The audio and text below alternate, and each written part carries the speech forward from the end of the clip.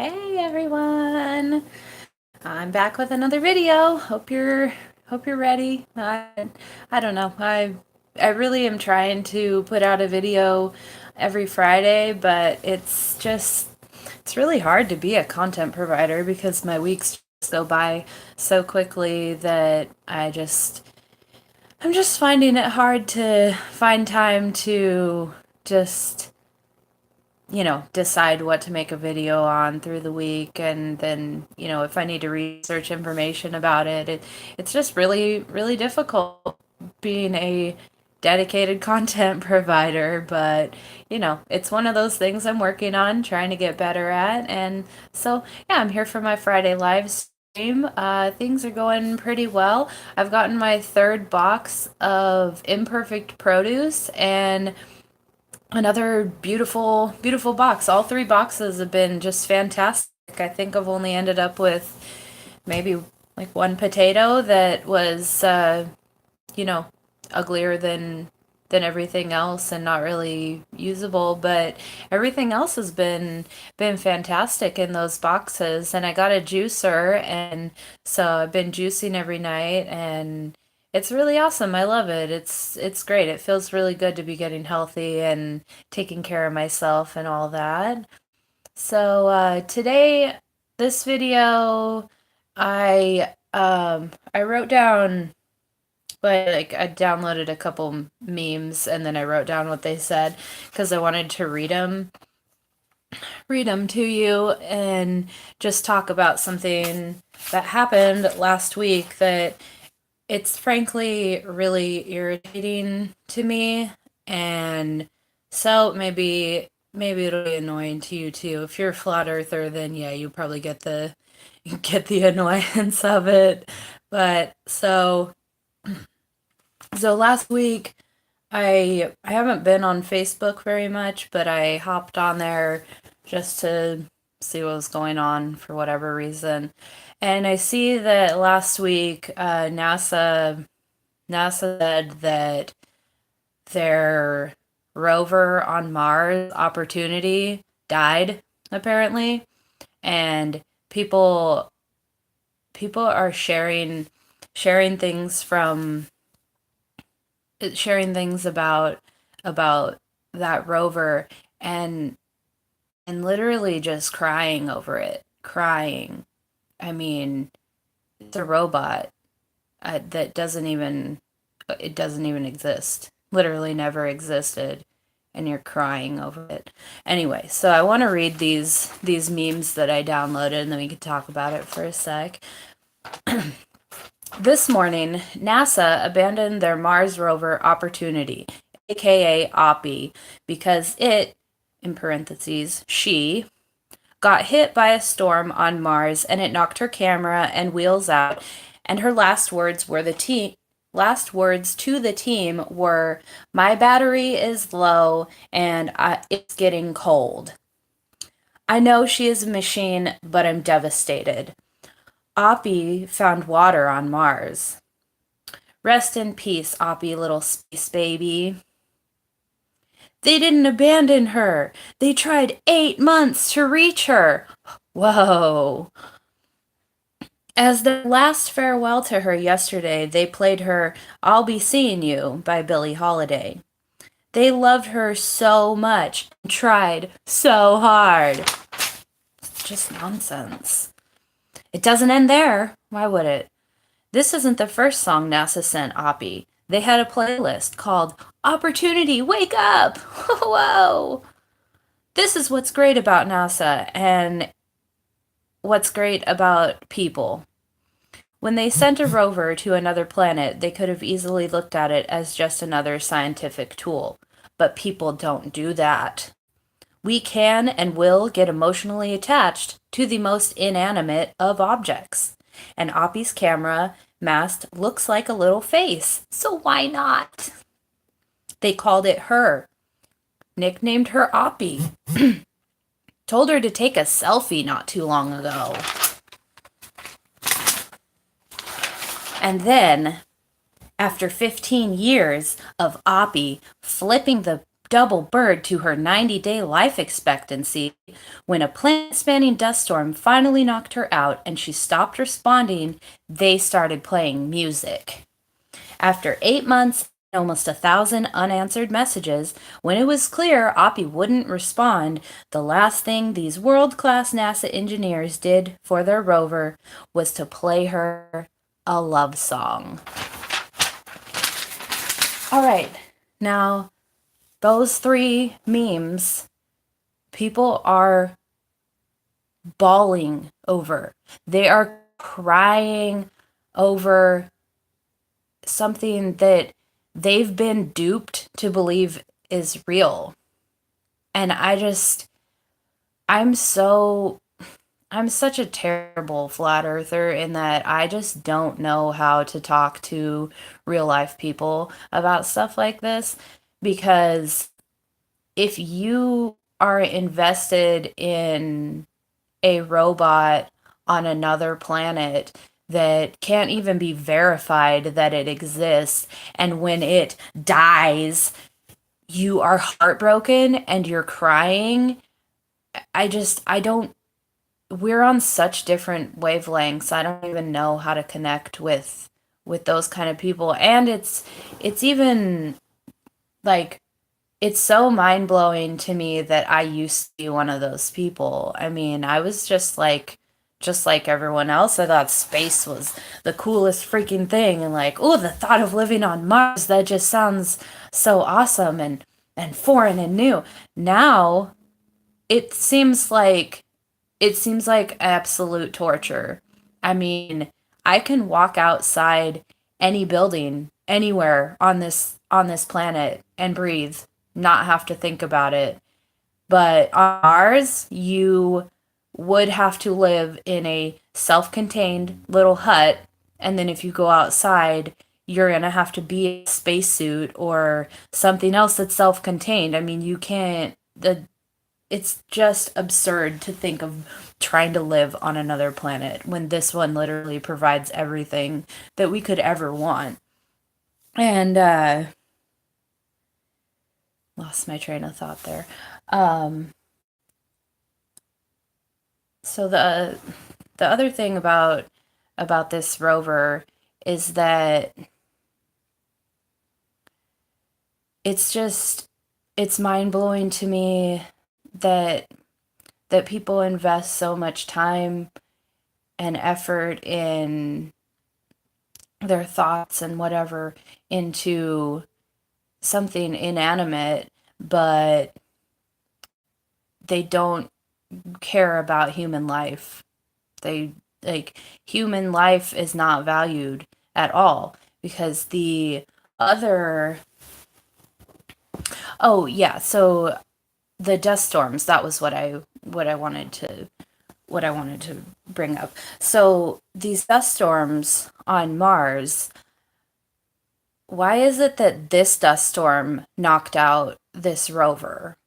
Okay, why was it this one? Like, this rover was supposed to live for 90 days and it somehow lived 15 years, and Mars is famous for having, I think, at least daily dust storms, pretty intense daily dust storms. And so, how is it that this one dust storm knocked out this stupid rover, but it lasted for 15 years in daily dust storms and none of those affected it? Okay. The other thing is, I drive an American made car. I mean, Dodge Dart, made right here in America. And I bought it used, but it was new in 2013. Okay. It's 2019 now. I've had regular maintenance on it. It's falling apart. Okay. Like, I'm trying to pay it off as soon as I can so that I can trade it in before it just is dead and falls apart. That's a machine right here on Earth that has had regular maintenance. How is a machine surviving on another planet in dust storms without maintenance? You don't ever have to add oil to those machines? Oh, that battery? isn't gonna die. A battery only lasts 5 or 6 years if you're really lucky. I mean, it's so absurd that people just buy into this. Like I don't even I really don't even know how to talk to people like this, because they'll just make up some excuse that, oh well, it just lived on hopes and dreams, or magic fairy dust, or magic Mars dust, whatever it is. But it's so absurd.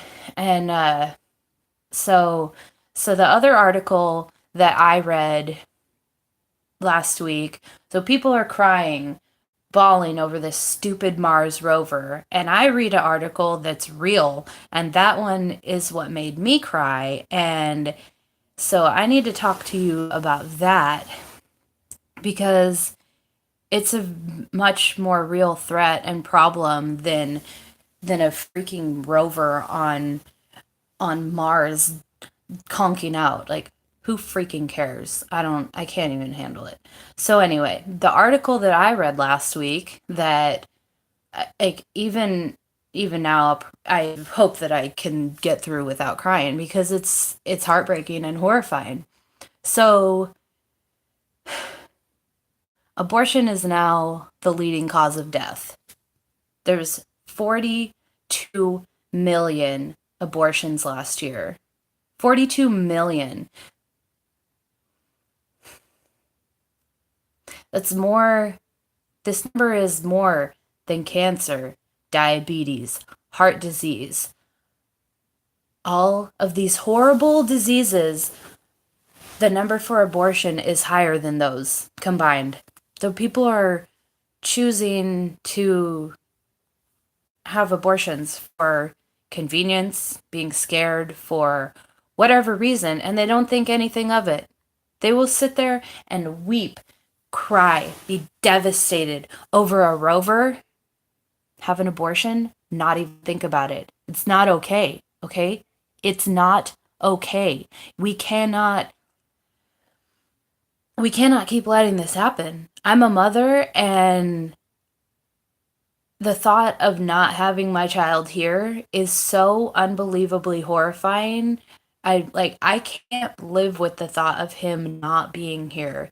And so to have people just throwing their children away, like, you cannot ever take that back. That's something you can't change. You can't ever take that back and get that life back. Once a life is ended, it's over. It's done.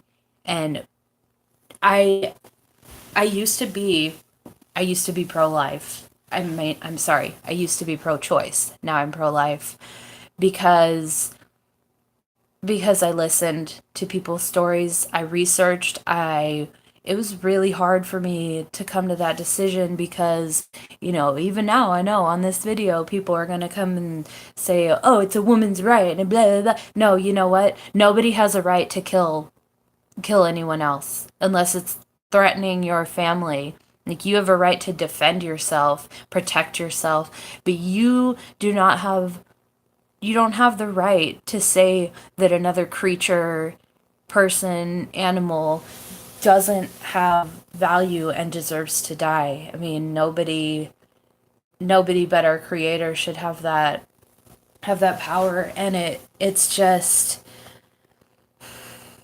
I've just gotten to the point in my life that I feel like someone someone has to defend those without a voice. So this is why I'm not eating meat, and I'm, you know, trying to advocate people to not get abortions, because I'm trying to stand up for those that don't have a voice, those that can't say, "This is hurting me and I want you to stop." Someone needs to stand up for those people, those animals, because they have value. They were created for a reason. And it's so horrifying to me that people don't, they don't care. They just think, they truly don't care. Just like, oh, I'll just get an abortion. It's fine. It's whatever. It's no problem. No, you know what? It is a problem because that is such a. I've never been through that. I can't even imagine that horror. But choosing to do that is just, if it's outside of like a medical necessity. I mean, so New York just, in the last month, they just legalized full term abortions. So you can literally be in labor, and then whatever happens in your life, whatever, you decide, oh no, I can't be a mother. You're literally in labor and you can decide to kill that baby. Well, that, how, I, I literally can't even form the words for how people can think that's okay and how anyone can pass a law like this. You should not ever do that. The the strength that comes from being a mother when you think you can't be is one of the best gifts that I've ever gotten in my life. And I truly probably would not be here if it wasn't for the fact that I'm a mother, because I've dealt with depression and I have had suicidal thoughts, but having my son here, that makes it so I will never commit suicide. Ever, ever, ever. Because I cannot leave my son with that pain. I can't do that. I can't leave my mother with that pain. I could never, I could never, I could never do that to them. That's so, it's really upsetting to me. But I feel like it's so important to say the things that people won't say. It really is. People have gotten to where in this world you have to be a sheep. You have to go along with the crowd. Yeah, okay, yep, I'll eat my thing, eat the lies. I'll take it. It's okay. It's all okay. It's all okay. No, it's not okay.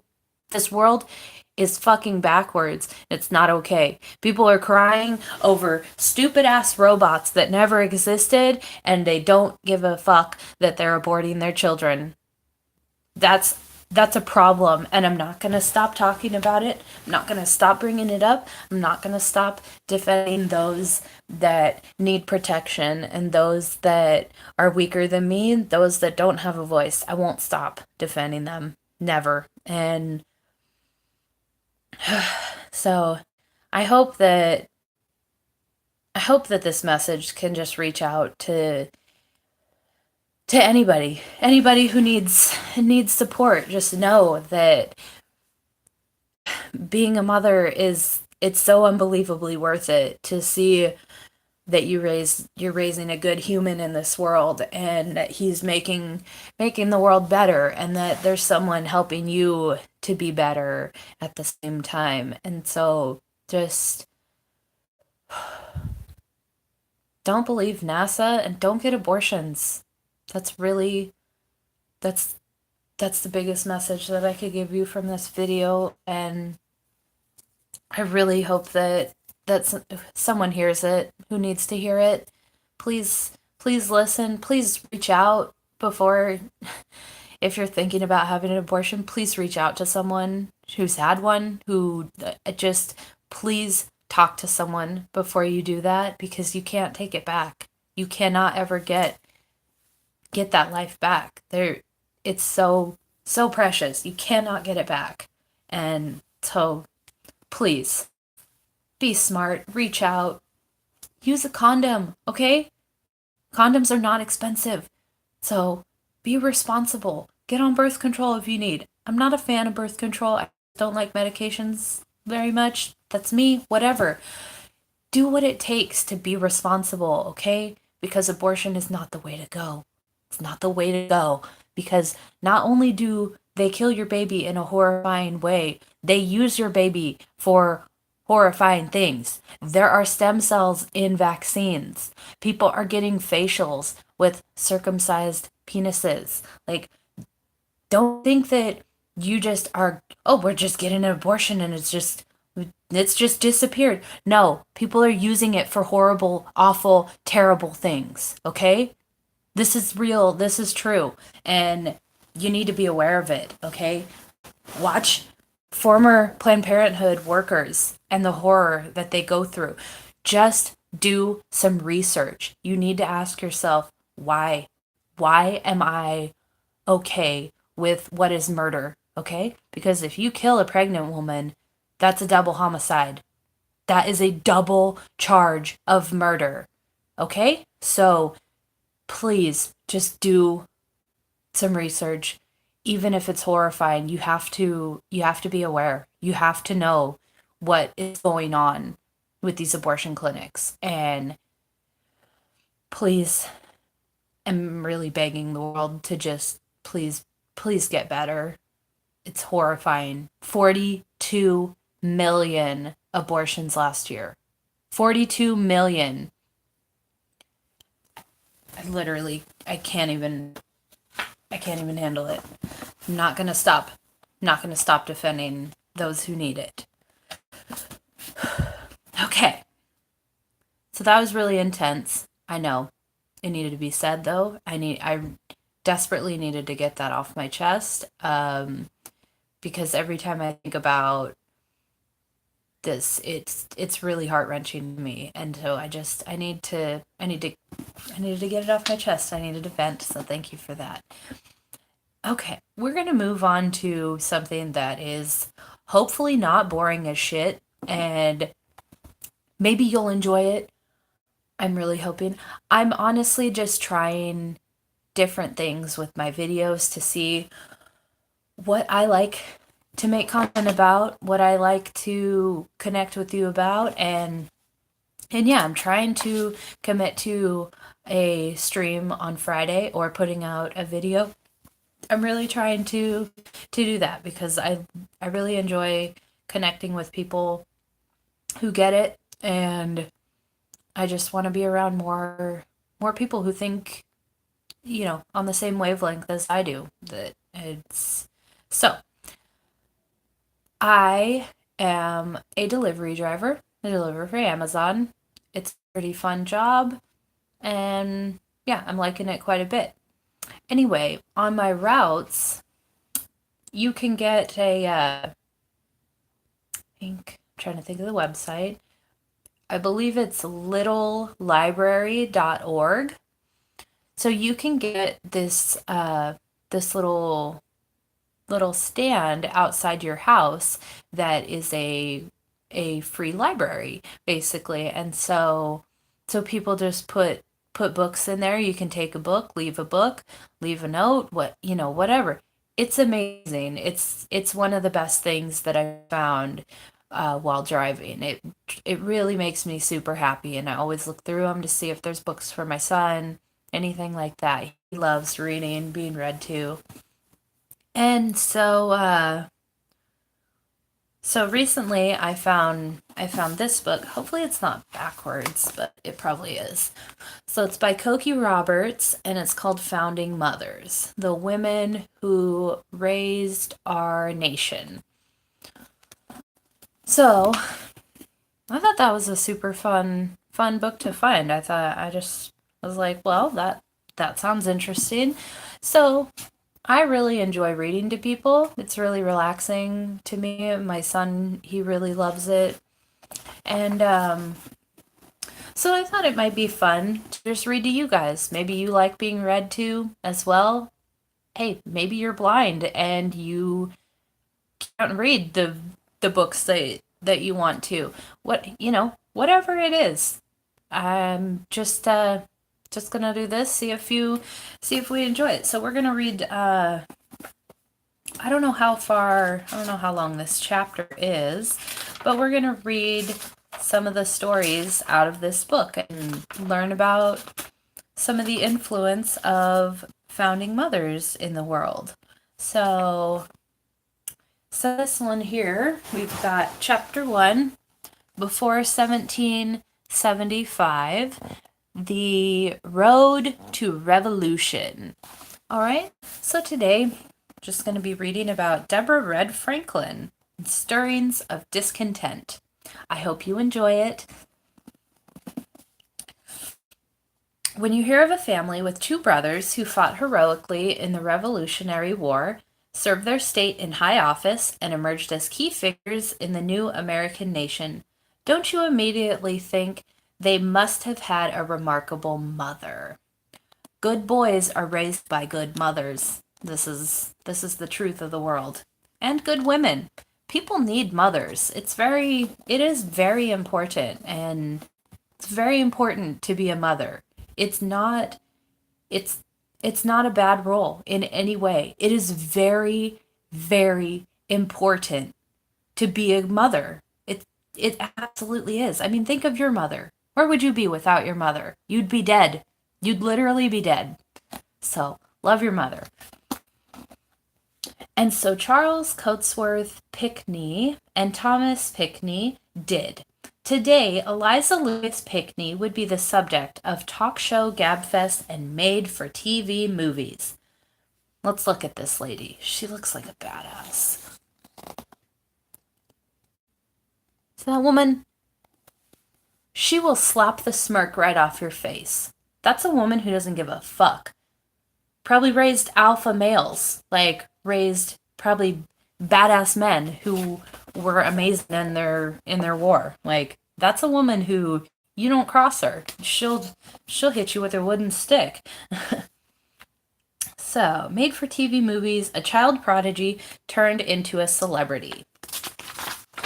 In the 18th century, she was seen as just a considerate young woman performing her duty, with maybe a bit too much brain power for her own good. The best ones have that. George Lucas brought his English wife and daughters to South Carolina in 1734 to claim 3 plantations left to him by his father. Before long, however, Lucas left for Antigua to rejoin his regiment in fighting the war against Spain, leaving his 16-year-old daughter in the charge of all the properties, plus her ailing mother and toddler sister. Wow, she was thrown into quite the role at just 16 there. The Lucas sons were at school in England. Can you imagine a 16-year-old girl today being handed those responsibilities? Whole house would burn down. A nightmare. Eliza Lucas willingly took them on. Yeah, she's amazing. Because she reported to her father on her management decisions and developed the habit of copying her letters, Eliza's writings are some of the few from colonial women that have survived. The South Carolina Low Country, where Eliza was left to fend for the family, was known for its abundance of rice and mosquitoes. That sounds awful. I love rice, hate mosquitoes. Rice supported the plantation owners and their hundreds of slaves. Mosquitoes sent owners into Charleston, then Charlestown, for summer months of social activities. The Wappoo Plantation, the Lucas home, was only 6 miles from the city by water, 17 by land. Eliza was far too busy and far too interested in her agricultural experiments to enjoy the luxuries of the city during the planting months. The decision about where to live was entirely hers. Again, can you imagine leaving that kind of decision to a 16-year-old? She seems well ahead of her years. Awesome woman. As Eliza wrote to a friend in England in 1740, "My papa and mamma's great indulgence to me leaves it to me to choose our place of residence either in town or country." She went on to describe her arduous life. "I have the business of 3 plantations to transact, which requires much writing and more business and fatigue of other sorts than you can imagine." Yeah, running 3 plantations, that seems exhausting. Beyond exhausting. "But least you should imagine it too burdensome to a girl at my early time of life. Give me leave to answer you. I assure you, I think myself happy that I can be useful to so good a father, and by rising very early, I find I can go through much business. And she did. Not only did she oversee the planting and harvesting of the crops of the plantations, she also taught her sister and some of the slave children, persuade or pursued her own intellectual education in French and English, and even took to lawyering to help poor neighbors. Eliza seemed to know that her legal activities were a bit over the line, as she told a friend, "If you will not laugh immoderately at me, I'll trust you with a secret. I've made 2 wills already." Wow, 16, 17, she has 2 wills? She then defended herself, explaining that she'd studied carefully what was required in will making, adding, "After all, what can I do if a poor creature lies a dying and their family taken it into their head that I can serve them? I can't refuse, but when they are well and able to employ a lawyer, I always shall." The teenager had clearly made quite an impression in the low country. The Lucases were land rich but cash poor, so Eliza's father scouted out some wealthy prospects as husband material for his delightful daughter. The young woman was having none of it. She's awesome. Her father's attempts to marry her off to a man who could help pay the mortgage were completely and charmingly rebuffed in a letter written when she was 18. "As you propose, Mr. L., to me, I am sorry I can't have sentiments favorable enough of him to take time to think on the subject." That's hilarious. What an eloquently beautiful turn down to a proposal. This woman is quickly just becoming epic. "And beg to leave to say to you that the riches of Peru and Chile, if he had them put together, could not purchase a sufficient esteem for him to make him my husband." Amazing. This is a woman of the earth. No amount of money is going to sway her. Like, bitch, I don't love him. I'm not going to marry him. You're straight insane. So good. So good. So much for her father's plan to bring some money into the family. She then dismissed another suggestion for a mate. "I have so slight a knowledge of him, I can form no judgment of him." Eliza insisted that a single life is my only choice, as I am yet but 18. Of course, many women her age were married, and few would have brushed off their father so emphatically. But the feisty Miss Lucas was, despite the workload, having too much fun to settle down with some rich old coot. Woman of the earth. This woman is fantastic. Loving it. Eliza loved the vegetable world, as she put it, and experimented with different kinds of crops, always with a mind toward commerce. She was keenly aware that the only cash crop South Carolina exported to England was rice, and she was determined to find something else to bring currency into the colony and to make the plantations profitable. When she was 19, she wrote that she had planted a large fig orchard with design to dry and export them. She was always on the lookout for something that would grow well in the southern soil. Reading her Virgil, she was happily surprised to find herself instructed in agriculture. "For I am persuaded," though he wrote, "in and for Italy it will in many instances suit Carolina." By her own account, Eliza was always cooking up schemes. She wrote to her friend Mary Bartlett, "I am making a large plantation of oaks which I look upon as my own property, whether my father gives me the land or not." In years to come, the oaks would be, the young entrepreneur explained, "more valuable than they are now, which you know they will be when we come to build fleets." She was anticipating a lumber trade for American ships. Awesome. Awesome woman. Epic. Mary's uncle, Charles Pinckney, teased the teenager about her plots and plans. something Eliza acknowledged when she wrote to Mary about her oaks. "Tell the little visionary," says your uncle, "come to town and partake of some of the amusements suitable to her time of life. Pray tell him what he may now think whims and projects may turn out well by and by. Out of many, surely one may hit." Oh, you're a pretty girl. You shouldn't be working on the crops. Why don't you come here and learn how to make a pretty dress? Like, yeah, just like the world. Like, hey, you can't be the woman that you want to be. Like, you got to come and be the woman we think you should be. She didn't have any of it. Eliza is, what a woman. Absolutely awesome. Loving this book already. The project she most continued on to hit, where she placed the most energy, was the growing of indigo. Through trial and mostly error, season after season, she attempted to nurture the plants grown for the blue dye used throughout Europe for military uniforms. Determined to turn indigo into a cash crop, Eliza's efforts seemed doomed to failure as the seeds froze in the ground and a dye maker sent her father tried to sabotage his female boss. Ooh. But she persisted, somewhat to the amusement of her neighbors and the admiration of her father. And she was right. Eventually, her scheme did hit, but it took years. Meanwhile, the lively young woman is charming Charleston society.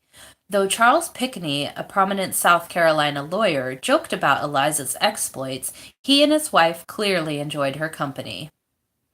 They often entertained her at their plantation, Belmont, where she worked her way through the extensive library, including, at Pinckney's suggestion, a study of John Locke, which would turn out to be significant later for her as America contemplated independence.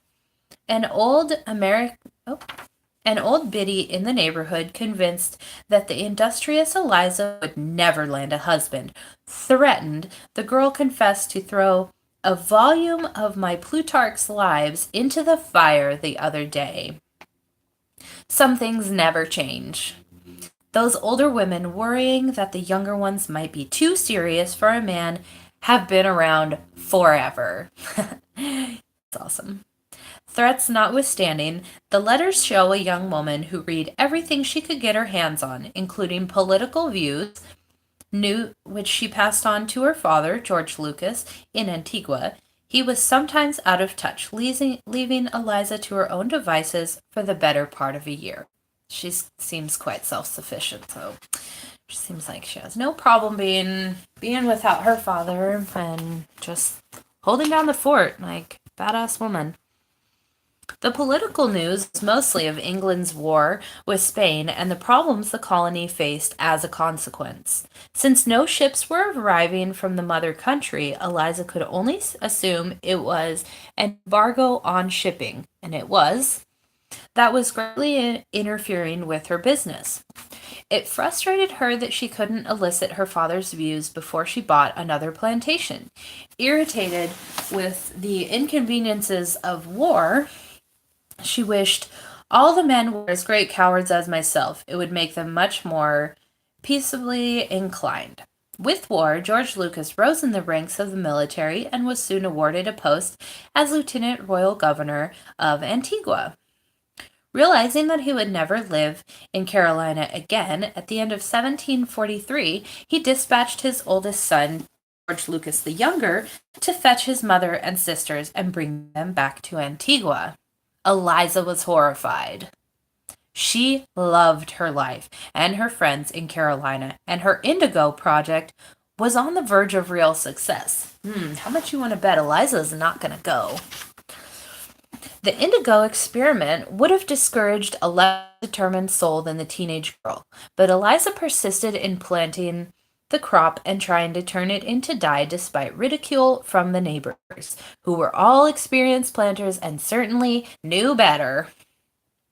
When she finally succeeded in harvesting a sizable number of plants, Eliza distributed the seeds among the other planters so that everyone could participate in the plan to make South Carolina a source of important and expensive exports to the mother country. The young entrepreneur then managed to jettison the perfidious dye maker sent by her father and hired his brother, who shipped some of the dye to England in 1744. If it is, as I hope, we shall have a bounty from home. Eliza wrote her father, expecting in a few years to supply England with a manufacture for which she has so great a demand, and which she is now supplied from the French colonies, and many thousand pounds per annum, thereby lost to the nation. The experiment would succeed, she knew, if the matter were applied to it in earnest. My leg is kind of falling asleep because I don't have a computer, and so I'm just sitting in my room on my bed. I'll get a computer eventually, and then I'll have a webcam, and life will improve. It's all good. That same year, not long before the Lucas family was set to return to Antigua, Eliza's friend and protector, Miss Pickney, died. Though the young woman seems to have been truly saddened, it was a death that worked out well for her. Tragedy often leads to interesting opportunities. No play on words to the nonsense Mars rover that died. Opportunity. Let's see, where did it go? Okay. It didn't take Charles Pickney long to realize that having lost his wife, he didn't want to lose the spirited young Eliza as well. Think Pygmalion, or better yet, My Fair Lady.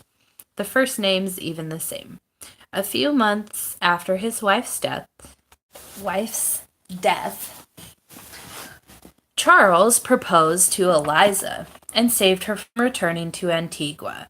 He was 45 and she was 22, and though it was certainly convenient, it was also a love match.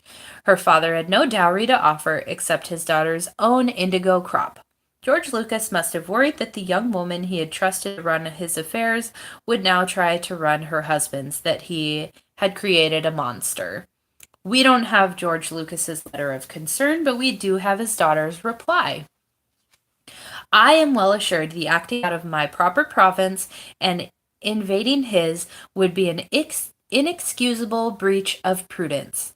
Fortunately for Eliza Pickney, a man of means and Speaker of the South Carolina Assembly, showed no desire to force her to retreat to her proper province. And though he made it clear that no dowry was necessary, he seemed readily to accept the Indigo project along with his bride. Yeah, gee, take a 22-year-old woman, she happens to have kind of a crazy idea, but yeah, you always take the hot, young, smart woman. Always. Not even a question there. And finally, Eliza's scheme paid off. By 1747, there was enough indigo to ship to England as a substantial export. See? Dedication. Hard work, dedication. This woman gets it.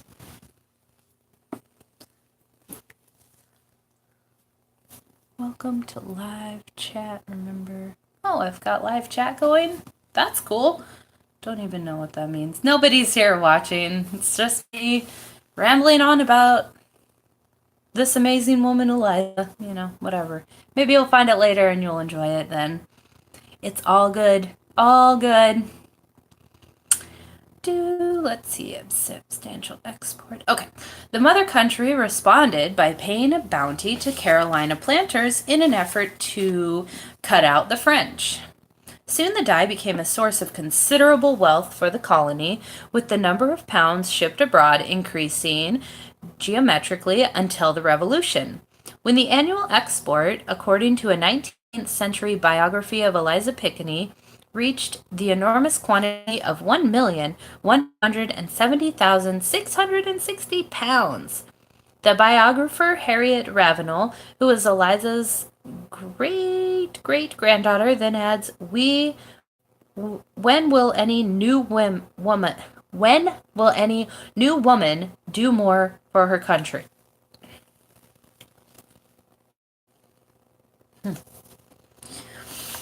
In the years right after her marriage, it wasn't just indigo Eliza produced, it was children as well. Well, of course, badass women don't just not have kids.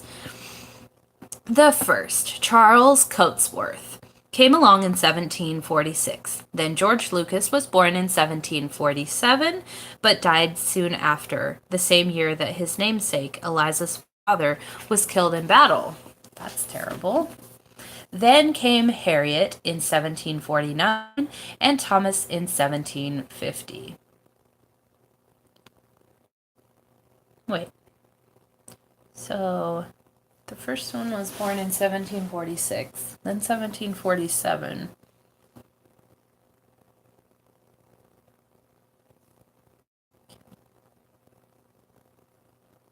Oh, I see where I made a mistake. It was Eliza's father that was killed in battle. I thought it was her husband, and then I was like, wait, how'd she have two more kids after he died? I just don't know how to read. Okay, Eliza's father was killed in battle. Then came Harriet in 1749 and Thomas in 1750. Okay. Motherhood brought a newfound sobriety to Eliza, who privately put aside a list of resolutions that give great insight to women's lives at the time. After declaring her resolve to honor God and obey his commands, she then promised not to regard the frowns of the world, but to keep a steady, upright conduct before my God and before man, doing my duty. Duty was the byword for all of these women, especially elite women like Eliza. She then pledged to practice certain virtues and avoid certain vices, adding, "I am resolved not to be luxurious or extravagant in the management of my table and family on the one hand, nor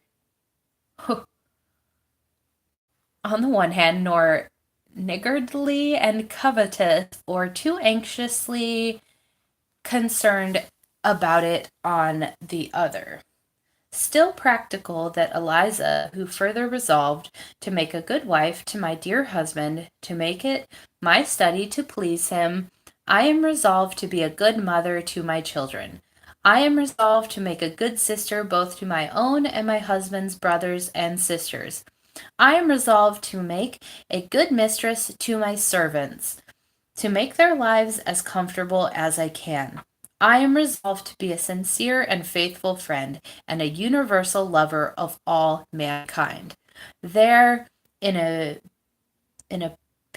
pious,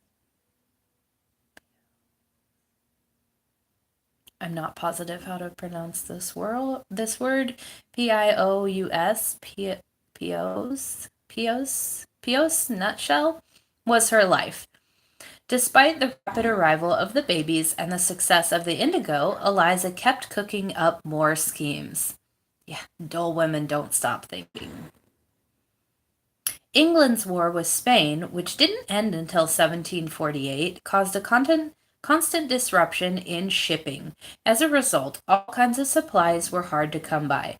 The Pekingese brought looms onto the plantations and set the servants to weaving cotton and wool for their clothes.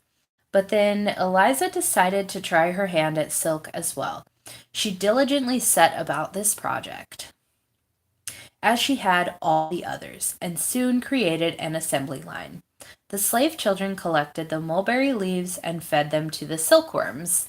Silkworms are they're really fascinating.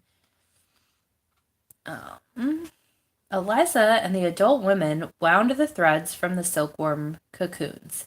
These women produced enough raw silk that a few years later, when the family moved to England, Eliza commissioned 3 dresses. 2 she gave away, one of them the Princess of Wales. Wow.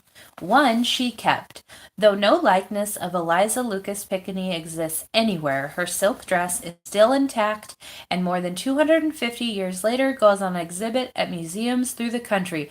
I would love to see that dress. Oh my goodness. I bet it's just so gorgeous. Oh my goodness. So beautiful. I love people who can make their own clothes. It's something that I wish that I had more time to do. I think it would be a lot of fun. I like the old women who make quilts and they hand stitch it and they count every stitch. Oh man, just what legends. Absolute legends. Those are the women that I want to be. They're just amazing. Okay. The Piccaninnies moved to England. Piccaninny's move to England came as a result of a political disappointment. Charles Pickney expected to be named Chief Justice of South Carolina, but Parliament gave the job to someone else. As a consolation, the Carolinians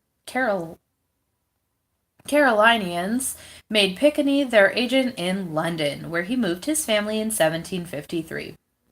For the first time in her adult life, Eliza was freed from the strenuous work.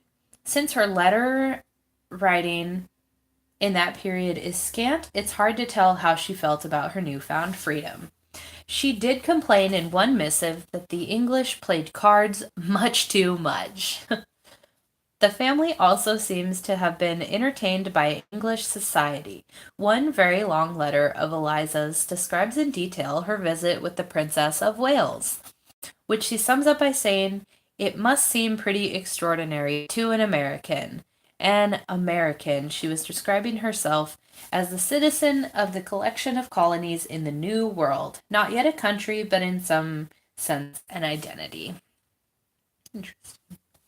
The Pickney children were sent to school in England, as Eliza had been, and the family prepared to stay there until their education was complete. But news from America changed their plans. Yet another war had erupted. America's always at war. We can't just ever be freaking happy, and we always have to try and take shit from other people or just whatever. We're always in a freaking. Oh, got a phone call coming in. Okay.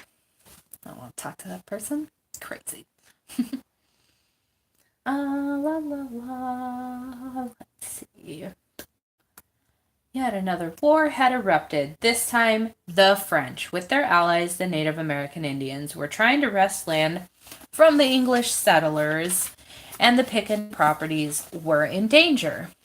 In 1758, Eliza and Charles decided to go home for a couple of years, sell most of their estate, and invest it in a more secure, though less improvable part of the world. In her view, England wasn't doing enough to protect Carolina. The political savvy Mrs. Pickney wrote angrily to a friend, 4 years ago, we left a fine and flourishing colony in profound peace. A colony so valuable to this nation that it would have been looked upon as absurd to have the least doubt of its being protected and taken care of in case of a war. Though war seemed a very distant contingency, and indeed I looked upon an estate there as secured as in England, and on some accounts more valuable. Since she had played a key role in making the estate and the colony itself so valuable, Eliza's furor is understandable. But the real source of her anguish was the decision to leave the boys in England. She knew she wouldn't see them for 2 or 3 years. She worried that she might never see them again. Given the dangers of the ocean voyage, the possibility of being captured, and the uncertainty about the hostilities at home. In fact, Eliza was not reunited with her little boys until they were grown men. Oh, that's awful. That's so awful. I can't even imagine. That's so terrible. As it turns out, Eliza was right to worry. After 10 long weeks at sea, she, Charles, and 10-year-old Harriet arrived in South Carolina, where Charles quickly contracted malaria and died. Wow. After 14 years of marriage, at age 36, Eliza was widowed and devastated. I had as great an affection for him as ever filled the human heart, that with his virtues and partiality to me produced a union as great as ever existed between mortals. Oh, that's quite the love. Her letters reveal that the only thing that kept her from sinking into a debilitating depression was the requirement that she work. She had to do the business Charles had intended to do. The separation from the boys was more painful than ever, but she had her duty to perform, and 'tis weak to complain. The work turned out to be harder than expected. In the absence of the owners and the presence of bad overseers, the properties had been run into the ground. So Eliza set about correcting the situation while keeping a wary eye on political developments, particularly the prospects of Indian attacks. Instead of worrying about the Cherokees, the coastal Carolinians would have done better to concern themselves with their own soldiers, who insisted on going on the attack in Indian country. They came home with a treaty of peace and friendship, but also with a raging epidemic of smallpox. The Pickney family had undergone the dangerous smallpox inoculation in England, putting Eliza in a position to run a little smallpox hospital, which did not contain more than 15 patients. I lost only one. That's impressive. Early 1800s smallpox, and she only lost one person. That's impressive. Though concerned about the French and Indian wars and complaints about the inadequate defense from the mother country fill much of Eliza's correspondence, she was also very much a mother in her letters. Her pain in telling the boys about their father's death is wrenching. You have met with the greatest loss, my children, you could meet with upon earth. Your dear, dear father, the best and most valuable of parents, is no more. His affection for you was as great as ever was upon earth. You were good children and deserved it.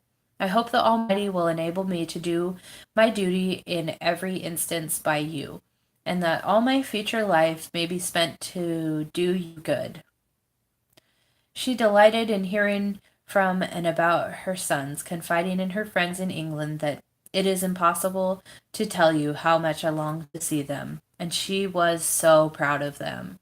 I am much pleased with their letters. Charles has long wrote well, but nobody but myself will believe that Tom wrote one of those signed with his name. The writing is so much beyond what they think a child of his age capable.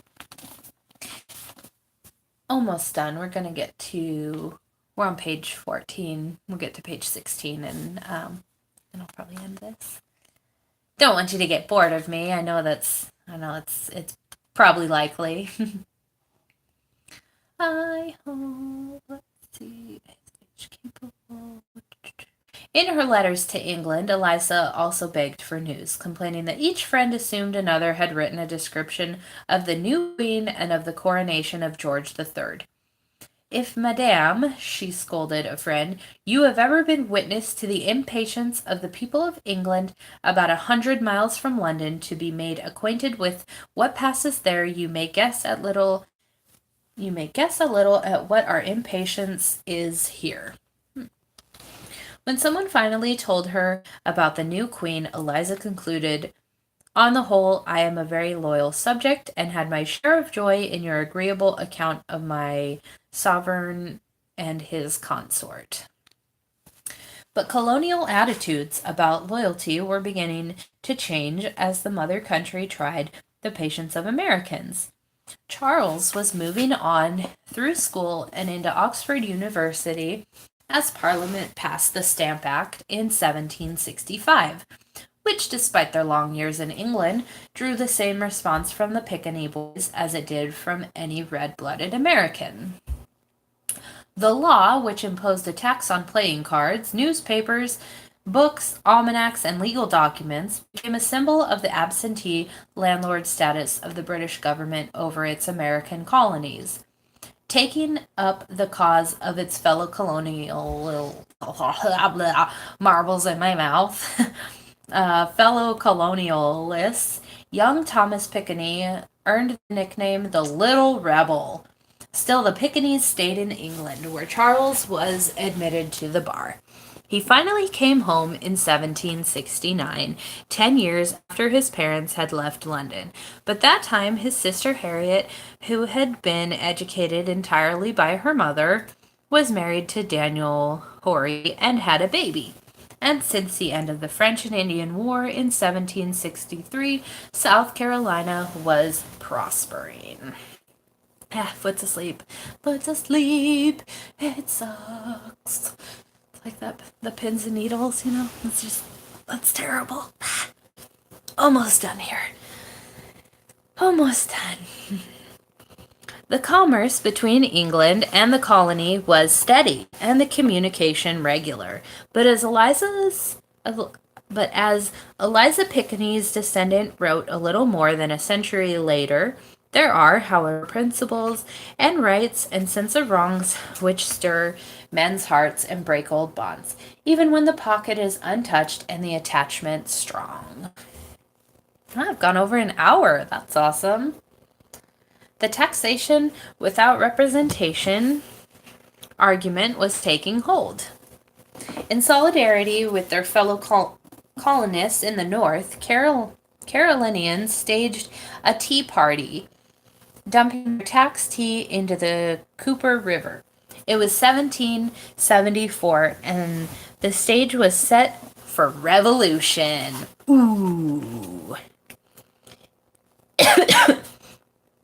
Key players in the move to independence and the war that followed would be Charles Cotesworth Pickney and Thomas Pickney. Playing important roles on the home front would be their mother and sister, Eliza Lucas Pickney and Harriet Pickney Horry. Awesome. So we've reached page 16, and we're at kind of a little, I don't know what they call this in a book. It's not a new chapter, so it's just a break. So they're gonna the next thing they're gonna talk about. It's gonna move on to everyday life for colonial women. So I think I will read. I'll read those pages next week. So this might. Oh, there's only a few pages there. That's nice. So yeah, I think I will start. I'll start doing this. On my.